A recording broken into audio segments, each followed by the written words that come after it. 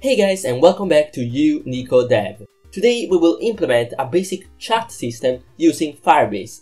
Anyway, this is a simple example that just shows me, pushing some messages and hitting send. And as you can see, these messages are actually getting pushed onto my Firebase database. But this is something very basic I put up, before making this video. What we're actually gonna develop right now is a system where you're gonna know who is the owner of the message, so who sent the message, and it's gonna be basically like a normal chat, like WhatsApp or Telegram or whatever app you use to chat. So at the beginning of the video, we're gonna do a system where basically you can choose who you are, so what's your name, and then at the end of the video, we're gonna also introduce Firebase authentication, so you know exactly that this user is signed in and this user is sending the message. Also, in the future, maybe next week, I'm gonna release a second part of this video where we're gonna show how can we make a system where users can edit and delete their messages, and also we can have external functions that edit the messages for the user. Like an example, a profanity sensor or something like that. So yeah, this is gonna be really fun, I'm excited. If you are excited too, you can leave a like on the video and subscribe if you are new, and you're not gonna miss out on the second part of this video. We're gonna do this using Unity, and also we're gonna use the Firebase SDK. Now, I'm not gonna talk about how to install the SDK because there are a lot of videos out there and it's really not a big deal, it's just about downloading a Unity package, but I'm gonna leave in the descriptions some links that can get you started. Once you followed those instructions, you should be in a project that looks pretty much like this. So this is our Unity project and this is our sample scene. Now let's start making the chat work. Now the first thing you have to think about when you do these sort of things is think about the infrastructure.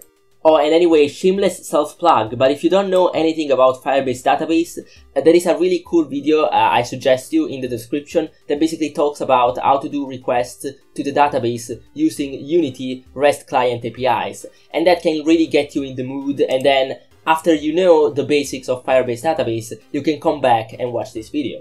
Anyway, what I really want to do is just create a child, and this child is gonna be messages, okay? And right here we're gonna have all of our messages.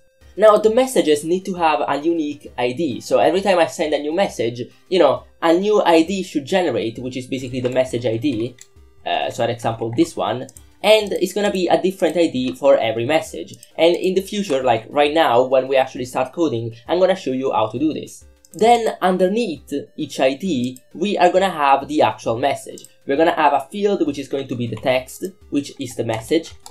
And then we're gonna have another field which is gonna be the sender, which is the person that sent the message. Naturally, right now I'm putting Nico as an example, but this is probably gonna be the ID of the user. So it's gonna be like user ID. Great, so we got our infrastructure sorted. Now we can start coding. So let's create our scripts folder. And I will create a new script, which is just gonna be called Database API. Okay, so basically this class is going to be in charge of hosting new messages and listening for new messages. So basically here, all we need is a function that posts a message, so we can do send message, and then a function that listens for messages. There we go. Now, in order to start using our Firebase SDK, we actually need to initialize it. So we're gonna put in the start function, which is gonna be called on the first frame, the initialization for the Firebase SDK. Okay, so right here we need a private database reference, and here we actually need to, instantiate this reference. So right here we can do Firebase app, not analytics, but app, dot default instance dot set editor database URL, and right here we have to put the database URL, which is basically gonna be this one right here. So we just copy this one and we put it here. So the reason you have to hardcode the URL in, even if, the Firebase SDK knows on which project it is referring to, is because on Firebase, if you're actually on the Blades plan, you can have alternative databases. You can have more databases. So you have to tell Firebase on which database you want to go. Okay, and then the reference can be just the default reference. So we can do Firebase database dot default instance dot reference. Yeah, dot root reference. Nice. Okay, now that this is properly set up, we can already start sending our message. Let's create a message object. So I will create a new script which is message. Great, and we actually don't need mono behavior because it's just an object. We are gonna make it serializable, if I can actually spell. Okay, serializable. And then we're gonna remove all of this stuff because in the message object we only need two fields, which are basically the text, public string text, which is basically gonna be the message, and also we need the sender of the message, so another string which is gonna be the sender, which is basically gonna be who created the message, who sent it. Okay, great, and now right here we are gonna have as a parameter of this function the message that we want to send. And then also we're gonna have an action, and which is going to be the callback, and another action which is going to be the fallback. So basically these two parameters are telling my function what to do, what code to run after the request has gone successfully, if this is the callback, or after the request has failed, if this is the fallback. You're going to see that when we call this function we're going to tell it exactly what to do. But as of right now we're just leaving it like this. Alright, so all we need to do is call our reference and actually go to the child, go to the child messages. And then right here we actually have to push some data, and we're gonna set the value of this data to our message. Great, and this is it. But then we can say, okay, after you have done this, you have to run this code. So this code is actually gonna return me a task, which is basically gonna tell me the state of the request, if we went through correctly or not. And basically all we have to do right now is say, okay, if the task went in correctly, everything is fine, the message was sent, then do the callback, if not, do the fallback. So if the task is cancelled, or it was faulted, so there was a problem, then you can call the fallback with the problem. So it should be, exception. Nice. And the fallback actually has to be a fallback that accepts an exception, so we can actually, debug that exception, or even do something. If the exception is, for example, 404, we can say that the user doesn't have an internet connection. Else, if everything went well, we are basically gonna run the callback, and that's that. Okay, great, and I think we are done with this. Now on to listening for new messages. So basically what we want our client to do is to set up an observer on this spot. Basically the observer will look for when some data has been added to the database or has changed to the database. In our case, we want to know when a new child has appeared in the messages branch, because when there is a new child in the messages branch, probably a new message has been pushed. So like this. And this message naturally has a sender and has some text. So when this gets added, we need to get our message back, the new message back. Okay, great, let's code this. So we need to do reference, and we have to do .child again and go to messages, because this is basically where everything is gonna be located. And then we're gonna do child added, and this is basically the listener for, what should happen when there is a new child on this branch. And we need to add a new listener to this child added. So basically tell him what to do after a child, was added to this branch. And so right here, we are gonna do as a, input of this function as a parameter, we're gonna have an action, which is gonna take back a message. So we're gonna get back our message, and it's gonna be our callback. So what to do after, this was triggered. So right here, we can just add our callback, just like this. Now, as you can see, it will give us an error because the callback actually wants back not a message, but actually a child change event arguments. Now, if this was a project that I was actually making, I would do some, some magic right here, or, just create a new function that would convert this child changed event into a message, and then give this function, make this function return a message. But since this is just a quick video, and it doesn't really matter, we can change this parameter to child change event arguments, and we're not gonna get an error. Also, it doesn't want an action right here, but it wants an event handler, so we're gonna give him that. And as you can see now, it works. And I think this is all we need to do for the listener. Okay, great, so we got our code, now we just have to implement it into, the app. And let's create the app. So we have a scene right here, and it's looking pretty empty, okay? I don't like it. First of all, let's rename the scene to main scene, because, whatever. And then let's add a little bit of a canvas. Now, for now, in this canvas, I actually want a button, which is gonna be the send. And then I want two input fields, which are gonna basically, I have to import TextMesh Pro, I forgot. But yeah, then I want two input fields, which are basically gonna be just the message and your nickname. And then we're gonna delete the second input field once we're actually done with the authentication, because we're not gonna need a nickname anymore. But okay, I will just time lapse me doing some UI, and you know, I will see you later.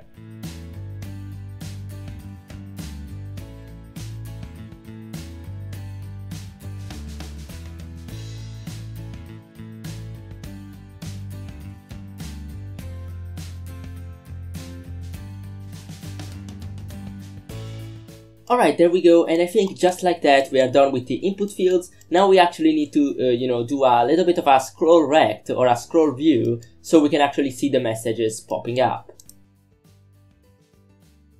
Okay, I don't think I need to time lapse this, I can just do this in live. I need to do this like this. Maybe remove the scroll bars because we don't need them. Make it so this only has to scroll vertically. And actually we can resize it and make it be like this. Okay, so this is just gonna be the area for the messages. And then as you can see right here, we can add the new messages if I create a new text. And they should appear. But I actually want the content to be, you know, vertical, so I can create a vertical layout group. And as you can see, they will all be vertically set. Okay, awesome, this is working. I will also add a content size filter. So as you can see, this content view will actually get bigger as I add more messages, and it will actually be able to be scrollable. I will remove the child force expand because we don't need that. Okay, and finally I need a prefab so I can instantiate a new message every time I receive a new message. This should be pretty simple. I will rename this to message, and I guess I can make the text a little bit smaller. Is that too small? Ah, no, that's okay. Also, we can add some borders just so we are, you know, we're having fun here. So we'll add the left and the right border, also some border to the top, I guess, and also to the bottom. Yeah, this should work. And then we can make this text field a little bit smaller. It could be like 50, or no, not like that. Could be like 50 or 100-ish. Yeah, I guess the width should expand. So yeah, I have to make it like this. Oh no, that didn't, oh my gosh. Okay, you know what? If you are looking for UI videos, this is probably not your video to watch. You should watch other videos. Okay, now you know what, I'm gonna add the child force expand. So this one should expand further. Oh, why is it not working? Maybe like this. Okay, is this happening? Yeah, I think this is happening. So it should expand with the view. So if I make this bigger, the message is actually bigger. Okay, that's what I want. While we can actually control the height ourselves, it could be like 20-ish. Yes, this sounds nice. Alright, and I think we are done. Now we just create a new folder, and we call this folder prefabs, and we just take the message that we created and we put it in the prefabs. And we can remove it from here. Okay, great, I think we are done everything UI wise. Now let's go back into the code and let's implement the UI we created along with the API that we made. Okay, great, and in order to do that, I'm gonna create one new script, which is gonna be just the chat handler. And basically, this is gonna put together the UI with the code elements. So right here, I think we only need one function, or, yeah, I think we only need one function, which is just send message, which is just gonna be the function that is run when we click on this button right here. But we're also gonna need some parameters, which are basically the two input fields that we created, which is gonna be the sender of the message. Yeah, we can call, oh my god, not that. We can call it sender input field, but also it can be the text of the message. Oh yeah, and also we need a reference to the database API. So we're gonna, just at the start, I guess, we're gonna have a reference right here. Or actually, you know what, I can hard code it via Unity, so I can just create a new public function right here, which is just gonna be a database API, and it's gonna be database. And we're gonna get this through the inspector, so we don't actually need to initialize anything right here. Okay, great, so now when we want to send a message, we just have to do database.sendMessage. Oh, and this is not the right function. Yeah, probably I should rename this function to something like postMessage, because sendMessage is actually a function that is used in C#. So, you know, we're gonna call this postMessage, and we're gonna do this postMessage right here. And the reason I cannot see it is because this is private. We actually need these two functions to be public. Oopsie.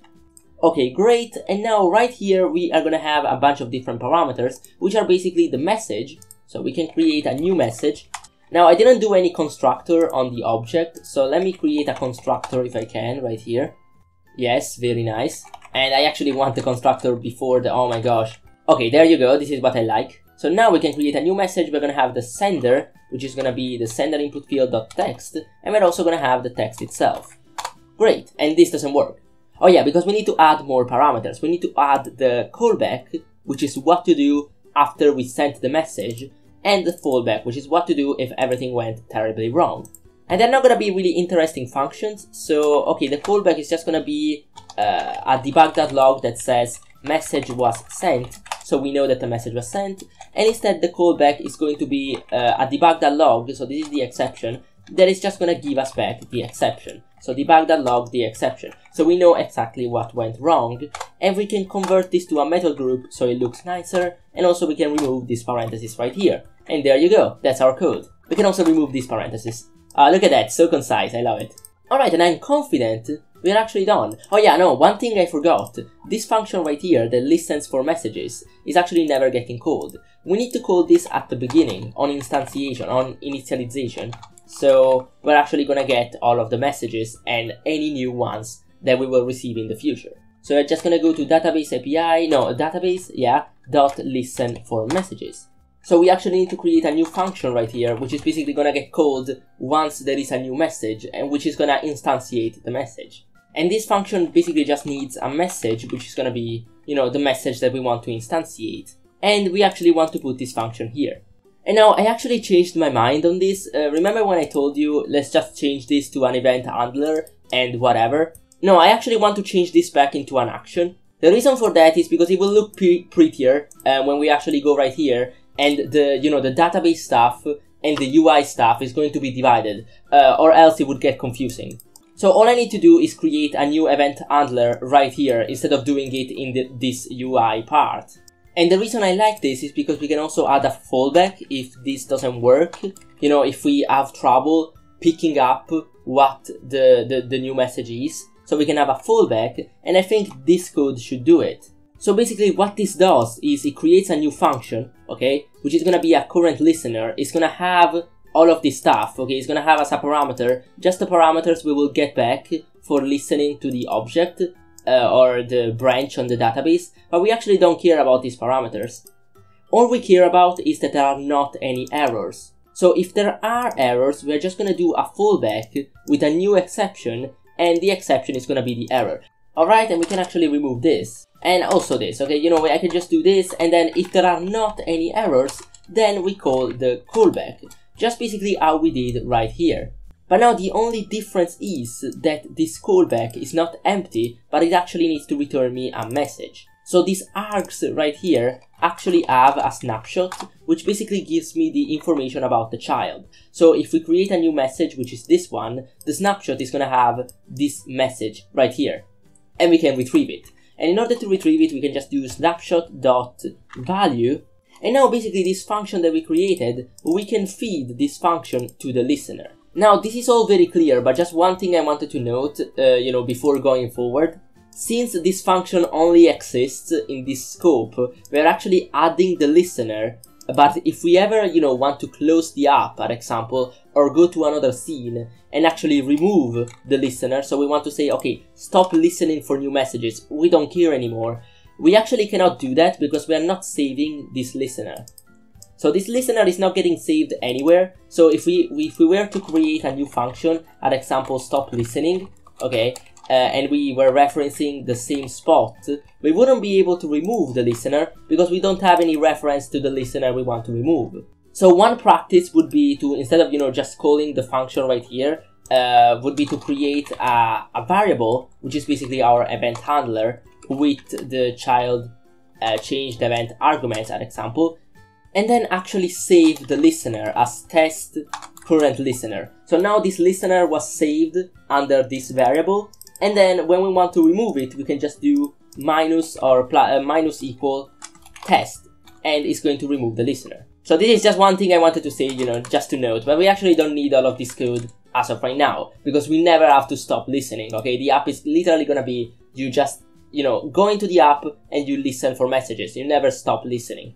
Okay, great, and now that this is done, we can go back to the UI, and why is this still not working? Oh yeah, because we also added a fallback, yeah, I forgot, and the fallback can just be debug.logging the exception. Okay, great. Now we just need to code what should happen when we instantiate the message, and basically we need to have a reference to the message itself, to the prefab. And basically the prefab is what we created before, so it was that text object. And we're basically gonna instantiate the text object, which is gonna be the message prefab. It can be at any position, we don't care because we're gonna move it later. And we're gonna keep a reference to this, we're gonna call this new message. Finally, we also need a reference to the, parent or the container where the message is gonna be located, so we can set it as a parent. So this is gonna be the message container, or the messages container. Okay, great. And then we can do new message.transform.setParent, yes, the message container. Oh, and this actually needs to be a transform, okay, not a big deal. Okay, and this variable has to be false. So if you set this to true, it will try to keep the same position to the object and it will mess stuff up. So you have to put it to false in order to set the parent correctly in this case. Okay, and finally we also need to change the content of that message. So if we get the text component of the message, which is gonna be this one, we can actually change the text, and the text could be something along the lines of, we actually have our message right here, so we can have message.sender, and then column, and then the actual message. Okay, great, and I think we are done with all of the coding, at least for this basic stuff. And we're actually gonna, use these scripts now. We're gonna create a new object, which is gonna be our main handler, which is basically gonna have all of our scripts. And we can put the database API, and also the chat handler right here. And we can put this at 000, just for good measure. And then right here, okay, we have to put the database API right here. The sender input field is this one, I believe. Yes, okay, I was correct. The message input field is this one. The message prefab, you can actually find it, is in the prefabs folder. And the message container is this one, the content, this one. Okay, now we are properly set up. I cannot wait to see this fail miserably somehow. Now there is always something I forgot. There is no way this is gonna go through first try. Okay, there you go. Okay, I see what the problem is. This function is actually getting called from the start before the Firebase thing is actually getting instantiated. So that's bad. Instead of making this be start, we can actually make this be awake. So it's gonna happen before this event. Okay, so this should work now. Okay, and we have more problems. Oh wait, this could be because there are already some messages on the database and I formatted them wrong. So let me just remove these messages and let's try again. Okay, let's send a message, which is gonna be test, and I'm Nico. So we're gonna send a message like this. Oh, and I forgot to plug in the button. Yeah, of course. So if we go to the button, we have to add an on-click listener to the button, and which is gonna refer to the main handler, and it's gonna go to the chat handler, and it's gonna send a message. It's this one. Okay, great, and now we can try it. We are gonna send the message test. We are gonna be Nico, and we're gonna do send. And I think it's actually having trouble, converting this message into an object, a JSON for some reason. Alright, so basically what I'm gonna do, instead of giving the message to Firebase, I'm actually gonna use my own serializer to, convert this message into JSON and then give Firebase the JSON of the message. So instead of this being set value async, it can be .set row JSON async, and right here we need the JSON. So we're just gonna create a quick method that is just gonna convert the message into a JSON. So I used this right here in a lot of my videos, and basically it's a serializer that will convert any object into a JSON in C# Unity. And you can easily import this into your project. So I'm gonna do just that. Oh, and also they have a really simple class, which is this string serialization API. You can just copy paste this code and you can easily serialize and deserialize data. Okay, so I copy pasted the code from GitHub. This is basically gonna do the serialization. I can actually make it a little bit prettier.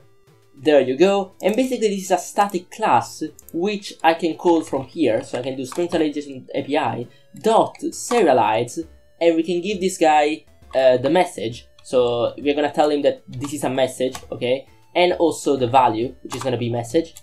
And it's gonna return us the message JSON. And we're gonna give Firebase this one. Okay, so instead of getting the value and then casting it as a message, we are gonna get the row JSON value and then use the string serialization API to serialize it into a message. And by the way guys, there is probably a way to do it by default with Firebase. I'm probably just doing something wrong, but I'm so used to to using, you know, custom serialization methods instead of using the default one, because I had a lot of problems with the default one. So right now we're going to deserialize, and we actually need the type, and the type is going to be a message again, so message, and then right here we are gonna have the value, which is gonna be the serialized state. Now why is this not working? Because this is an object, yes, we actually need to cast all of this as a message. Bam, and now it should work.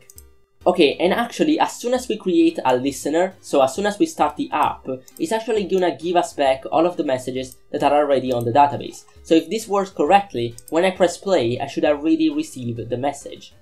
And in fact, I received the message. Okay, there was a little bit of a dramatic pause right there. But as you can see, I received the message. Nico said test. And I can create a new message, and I can create a new name, and as I send, I'm gonna receive the new message with the new name. And as you can see, it's also gonna be on the database. And it's also really quick, and you know, just to show you that I'm not cheating, okay? I'm actually sending this on the database. I can create a new message from here, and put a sender, which is an example, I don't know, another name, happy. And a text, which is hello. And when we actually add, as you can see, happy is gonna be right here, and it's gonna tell us hello. Alright, and in this video I also wanted to implement authentication, but I've noticed the video is already pretty long because we talked a lot about, you know, how to do the chat itself and all of the little exceptions that we found. So I'm gonna leave that for our next video too. If you are looking forward to a chat system where every user is authenticated and you don't know how to do it yet, then you can hit the bell to be notified on when the next video releases. I will try to make it release as soon as possible, probably next week. But that said, I hope you really enjoyed this video. Thank you ever so much for watching to the very end. If you did, if you enjoyed it, you can leave a like. And you know, I also have a bunch more tutorials on Firebase itself, which you can check out right now. They are an end screen. And also I have, or at least I used to have, an ongoing series on machine learning, but then a lot of people got excited about Firebase, so now I guess I'm doing mostly videos on Firebase, but I will get back to the machine learning series later. But anyways, I hope you really enjoyed the video. It was really amazing to make, and I'm gonna see you guys in the next one. See ya!